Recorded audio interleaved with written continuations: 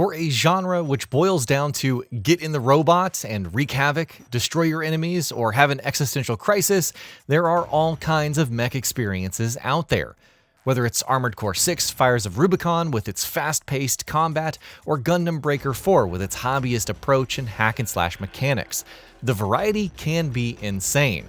However, there is an entire franchise, BattleTech, dedicated to more realistic mech encounters with a focus on simulation, ground warfare, and the breakdown of modern human culture into more tribalistic dealings with the evolution of science. It would grow in fame with FAS's MechWarrior franchise, which sought to capture the feeling of being a MechWarrior pilot, attempting to rein in multiple tons of moving steel, ammunition, and explosives throughout tense operations. Though the developers' glory days are long past, MechWarrior has carried on thanks to Piranha Games, known for 2013's MechWarrior Online and, more recently, 2021's MechWarrior 5 Mercenaries. Despite the numerical similarities with the latter, MechWarrior 5 Clans is a new standalone title that's more narrative-focused as you take control of a new star of cadets from Clan Smoke Jaguar. What starts as a trip to Huntress to graduate into full-fledged mech warriors quickly erupts into a full-blown invasion of the Inner Sphere and the start of Operation Revival. As Star Commander Jaden, you lead your allies, Ezra, Mia, and Liam, into conflicts against other BattleMechs in various biomes. Since storytelling is a greater focus here, there are plenty of cinematic cutscenes, in-mission dialogue, and events, and more to connect you to the cast and the greater war. For the most part, MechWarrior 5 Clans succeeds in this regard, though some characters can come across as somewhat superficial. At some points, it's due to the dialogue and the voice acting. I can buy Ibrahim Ismail as the gruff instructor trying to whip these recruits into shape, tired as the cliche may be. But it feels unconvincing when Liam proclaims his desire to break free from his namesake and rebel against tradition. On the other hand, the squad's descent from tough recruits who think they're ready for war to experiencing its harsh realities firsthand makes for some decent storytelling. Overall, it seemingly boils down to direction.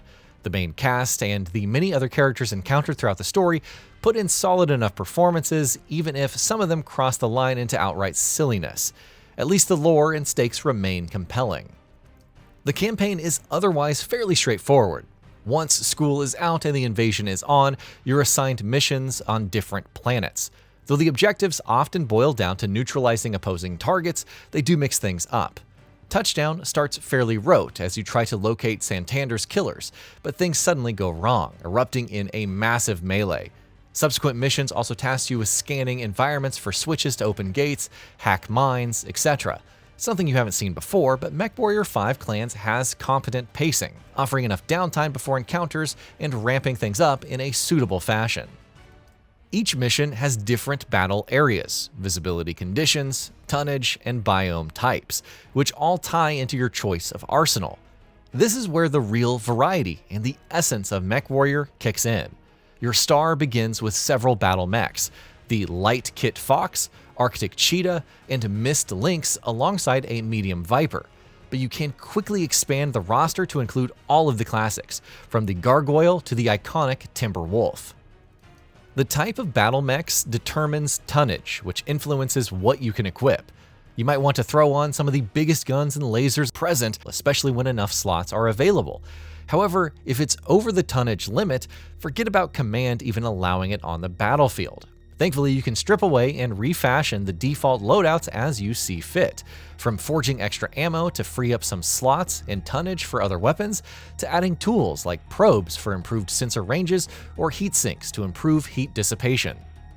The latter can become important to deal with lower visibility and excessive HUD distortion from the enemy's ECMs, or hotter climates, especially in locations that don't have water sources for quick cooling. If a unit runs too hot, it can shut down in combat and become ripe for the slaughter. There are also options to assign weapon groups and adjust chain fire mode for sequential weapon firing, which further helps to manage that heat dissipation.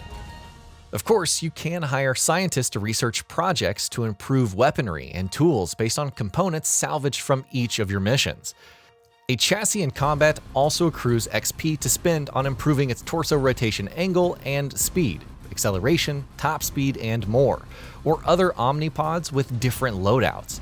that weren't enough, your pilots also gain XP to level up their respective skills, which can further influence the loadouts you may want to opt for. I could put Jaden on energy weapons and pour XP into upgrading their range, or go all in on missiles and ballistic weapons thanks to the reduced cooldown time for both. Once again, it's straightforward but works well enough.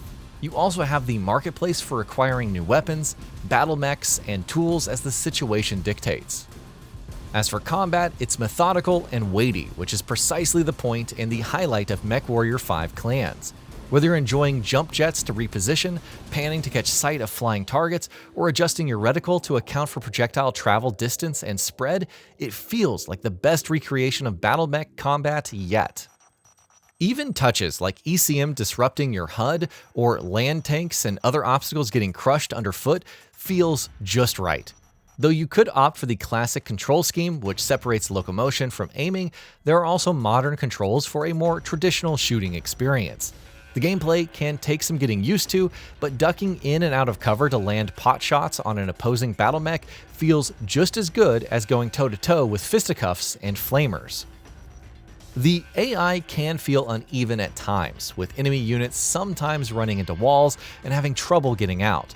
I also felt that my allies were a little enthusiastic about shooting me in the back, though assigning them to take out different targets with the battle grid or having them form up with the command wheel is handled well enough. Both can feel awkward at first, especially during the heat of battle, but are easy enough to pick up and master. Visually, MechWarrior 5 Clans is a step up from Mercenaries. Environments offer more natural atmospherics and dense foliage, while BattleMech models are extensively detailed. Clan Smoke Jaguar's faces and expressions sometimes cross over into the uncanny valley, but otherwise the facial animation is decent. Performance is prone to the odd stutter here and there, but for the most part, it felt pretty smooth after knocking down a few settings. Bugs also felt minimal, though there was at least one that necessitated a mission restart. If you felt that Mercenaries skimped on the campaign and the narrative, MechWarrior 5 Clans should fill that void. It offers extensive customization while recreating the feel of piloting a BattleMech with staggering realism, while offering enough solid progression systems to encourage experimentation. There are the odd blemishes here and there, but it's still a worthy successor to the MechWarrior name. And that'll be about it for this one. If you guys like what we're doing at GamingBolt, please consider subscribing to our channel, and I'll see you guys on the next video.